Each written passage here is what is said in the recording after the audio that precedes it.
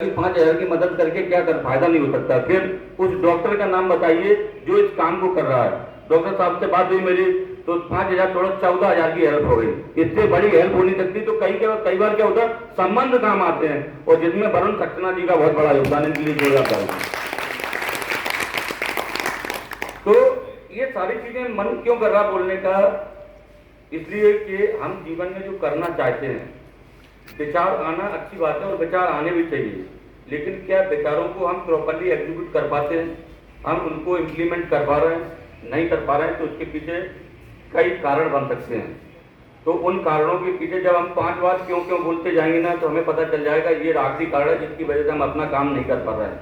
तो लोगों की तरफ फिंगर करने की बजाय अपने ऊपर झांको, अपना काम करो। तो अगर तुम इसमें लगे रहे दूसरा क्या करता है, फलाना क्या करता है, तो जीवन में फिर आप कुछ नहीं कर पाओगे। आप अपनी पूरी एनर्जी उसी में लगा दोगे फलाना क्या कर रहा है। एक माध्यम से बताना चाहता हूँ कि कभी कभी बहुत सारे लोग ना कर देते हैं, उनके मन में आ जाता है कि मैं तो काम कर नहीं पाऊंगा। तो ना में भी आपको प्रॉफिट मिलेगा। कैसे, एक बार एक चिड़िया अपने मतलब प्रेग्नेंट थी, तो उसको लगा कि मैं एक घोंसला बना के अंडे यहाँ पे रख सकती है। तो उसने एक पेड़ से मदद मांगी। उस पेड़ ने कहा कि नहीं, मैं आपको शरण नहीं दे सकता हूं। तो उसको बड़ा बुरा लगा, क्योंकि ना हो गई। ना करने वाले भी तो लोग बुराई करते हैं। उसके बाद वो दूसरे बगल वाले पड़ोसी पे गई और उस पेड़ ने कहा कि आप मेरे यहाँ शरण लीजिए, मैं आपको शरण देता हूँ। उसने बढ़िया अपना घोंसला बनाया, अंडे दिए, बच्चे हुए, सब कुछ। कुछ बरसों के बाद ऐसा होता है कि वहां पे आंधी तूफान और पानी सब आ जाते हैं, नाले चलने लगते हैं। तो जो पेड़ ने मना किया था वो उसमें बह रहा होता है। वो चिड़िया हंस रही थी कि तुमने ना करी ना, इसलिए जब तेरा हाथ रो रहा। तो उस पेड़ का जवाब सुन के आपको शायद अच्छा लगेगा।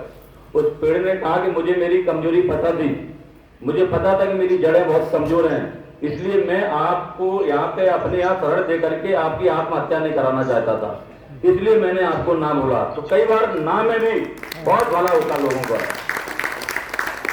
तो हमें उम्मीद और आशा ये सबसे रखनी पड़ती है कि मेरे को उम्मीद है कि ऐसा हो जाए वैसा हो जाए, नहीं। लेकिन सबसे पहले होता क्या है, हमें करना पड़ेगा। हम किसी भी चीज के लिए हमें अड़ना पड़ेगा। अगर हम दूसरों के भरोसे टिके रहे ना, तो मैं जीवन में आज अपना 28 साल मतलब प्राइवेट कंपनी का इसलिए बता रहा हूँ, कुछ हो ही नहीं सकता। आपको करना ही पड़ेगा, तभी कुछ हो सकता है, तभी भीड़ आपके साथ चल सकती है। वरना तो ऐसे सारे लोग आएंगे, बोले क्या क्या कर रहे हैं, बोले भाई साहब क्या करूं, 10,000 की नौकरी उसने लगवाई थी, 5 दिन में छूट गई। क्यों? क्योंकि हमने काम नहीं किया। 10 के 15 होने में ज्यादा टाइम नहीं लगेगा, बट उसको काम करना पड़ेगा। तो आप लोग काम करिए। आपको जो भी जनशक्ति वेलफेयर सोसाइटी से मदद चाहिए, हम लोग हमेशा निरंतर आपके साथ खड़े हों। और इसमें हम नाम देना चाहेंगे कि ब्लड डोनेशन के नाम में पूर्णिमा अग्रवाल जी, जिनसे मैंने जब भी मदद मांगी, मुझे लगता है कि रात के एक बार मैंने 1-1:30 बजे फोन लगाया था, तो बोले भैया आप भेज दो उसको डोनेटर को, कल सुबह मतलब जिसको ब्लड चाहिए उसको ब्लड तो मिल जाएगा, सुबह डोनेटर भेज देना। मैंने कहा ठीक है। तो इस तरह के लोग इस शहर में हैं। ऐसे लोगों को हमेशा प्रणाम करना चाहिए और उनका मनोबल बढ़ाने के लिए जो मदद हो उनकी मदद करना चाहिए। अब आज हमारे लिए भी गर्व की गौरव की बात है कि हमारे बीच में जो पत्रकार राजौरिया जी थे, जिनको सोमा अवार्ड मिला, तो जी जनशक्ति वेलफेयर सोसाइटी का सौभाग्य है कि उनको सोमा अवार्ड हम देता है। नहीं तो कई बार, और इन्होंने भी कई मेहनतें करी। कई देखो क्या होता है, पत्रकार का काम क्या है। पत्रकारिता ये नहीं कि किसी की फोटो छापती पत्रकार हो गया। पत्रकारिता के मायने बहुत अलग होते हैं। अगर आप रियलिटी में पत्रकार है ना, तो आपको जमीन में भी होगी ना तो आपकी वैल्यू बढ़ जाएगी। लेकिन आज पत्रकारों की वैल्यू घटती जा रही है। मैं इसलिए और बता देता हूँ कि पत्रकार क्या हो रहा है, उन्होंने कहा 5,000 रुपये उसने लिए, बोले ठीक है खबर छाप दी हमारी। लेकिन ऐसे पत्रकार कब तक चल पाएंगे, जब तक वो चल रहा है, बाकी नहीं। तो इससे हो क्या रहा, इससे वो खबरें विमुख हो रही हैं जिन खबरों को बाकी में हाईलाइट होना चाहिए। तो उन खबरों के लिए राजौरिया जी जैसे लोग लगे हुए हैं। और ये वास्तव में आज तक इन्होंने कभी ये भी नहीं कहा कि मुझे पैसे चाहिए, मुझे चाहिए।